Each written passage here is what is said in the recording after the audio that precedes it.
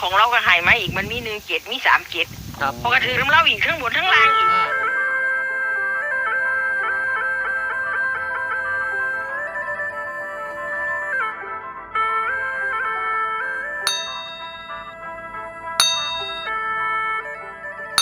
เมียนยายเฮงเมียนนั่นแหละวันนั่นแหละก็เริ่มถือกับเราวันนี้ของเราก็หายมาอีกมันมี17มี37ครับพอก็ถือน้ำเล่าอีกข้างบนทั้งล่างอีกโอ้ต่อมาก็มาถืออีหยังถือ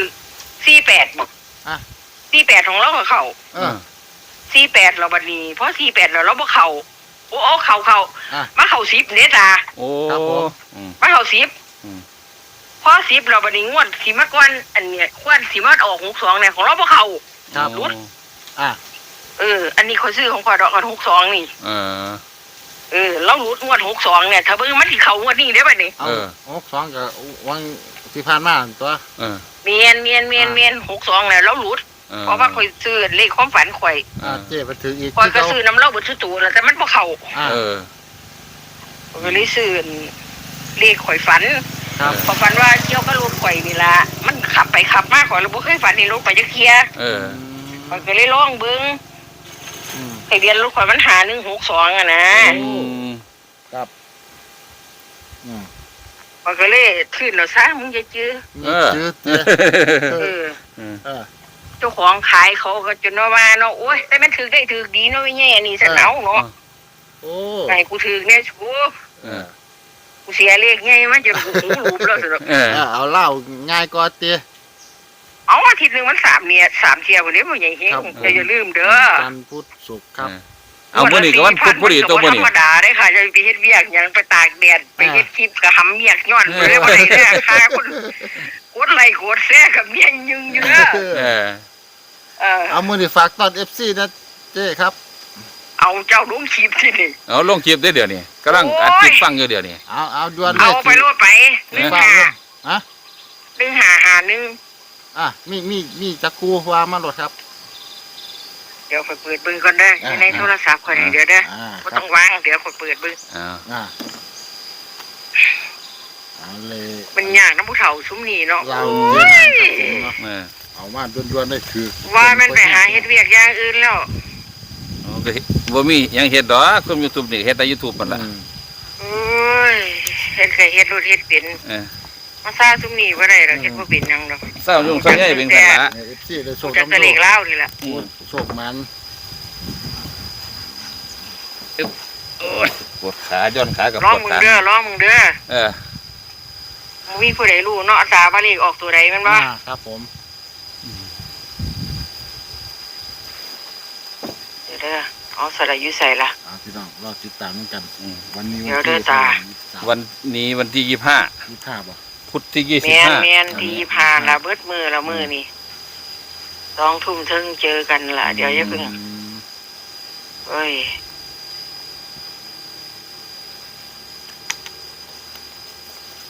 มาเงิดคนสิมาอยากถืออย่างเลขแล้วน้ำเนาะถือน้ำแล้วเนาะเห็นถือการพุทธสุกถือจนพอแห้งเนาะเอาปานค่ายก็เอาอื่นเนาะเขาบ่ซื้อข่อยบ่ซื้อเลขไทยเขาบ่ซื้อข่อยบ่เสียเงินเลยใหญ่เฮงมันโดนแล้วเนาะมันโดนโพดเนาะจนลืมข้าว15มื้อกูหายยากบ่สวนกูนำแมงเลขแล้วนี่แมงกูได้กินซุมื้ออาทิตย์ละ 4-5,000 กูซื้อเที่ยละ50 บาทแล้วบ่ได้ลงทุนหลายซะกูอ้ายพอรุ่นอยู่ใหญ่ครับจดเด้อมันมีอัน15ครับ93จดไปเดี๋ยวนึงน้อยังเลยเนี่ยไปเรื่อยๆ23 95 25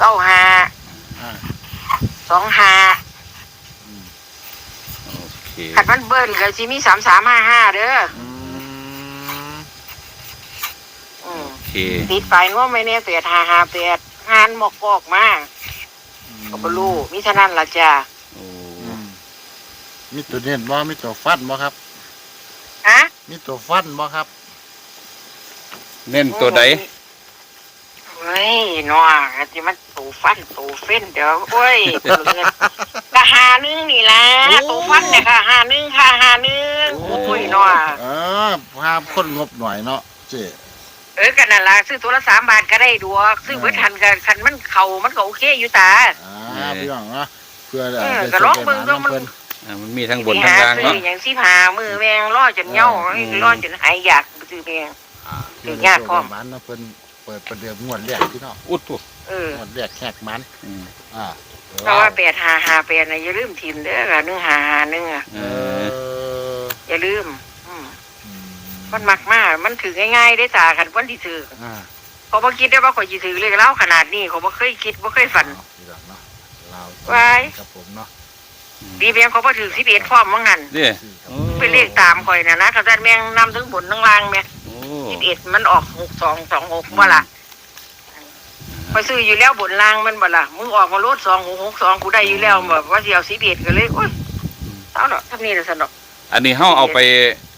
ซื้อวันศุกร์สิได้บ่เขาเฮ็ดงวดต่องวดตาโอ้มื้อต่อมื้อเมียนมือแรง2 ทุ่มครึ่งจ้าเอกันเลยอึดตึงเลยนี่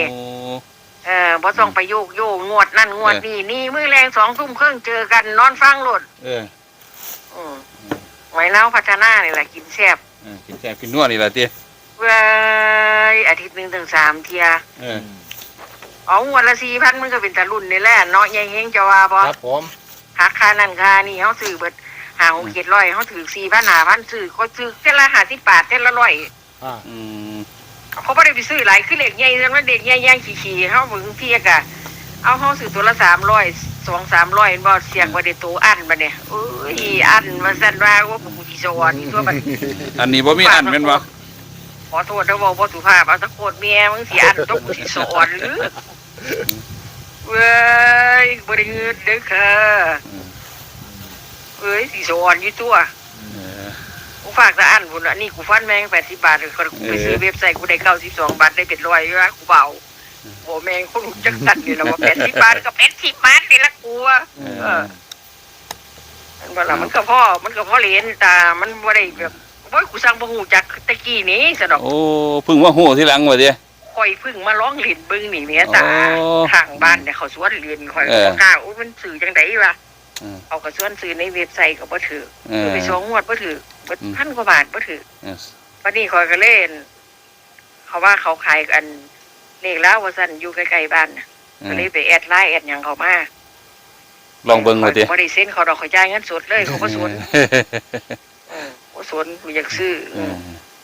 พอบัดที่ถือบัดเนี่ยโอ้ยเพิ่นสลอบัดเนี่ย4664ขึ้นทั้งบนทั้งล่างเลยบัดนี้ใหญ่ไว้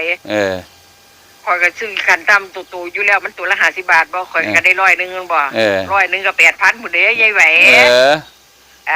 อย่าประมาทได้เงิน 8,000 เนี่ยแม่นอีเดียนแล้วเฮ้ยข่อยสิบอกให้บัดนี้อาทิตย์นึงมัน3 เที่ยเด้